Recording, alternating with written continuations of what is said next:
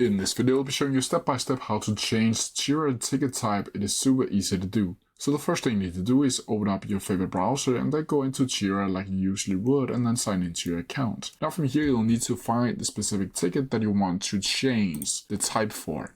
From here, you'll simply need to choose the project, and from here, you'll need to go up to list like so. Now from here, you'll get an overview of all of your different tickets or issues that will be located right here. Now from here, you'll need to click on the specific one that you need to change the type for, like so. And once you do that, you should be doing something like this. Now from here, you'll need to go over to the right-hand side and go over to these three dots called actions. Once from here, you'll need to click move, and then a new page will pop up like so, where I can see step 1 out of 2, select destination, project, and issue type.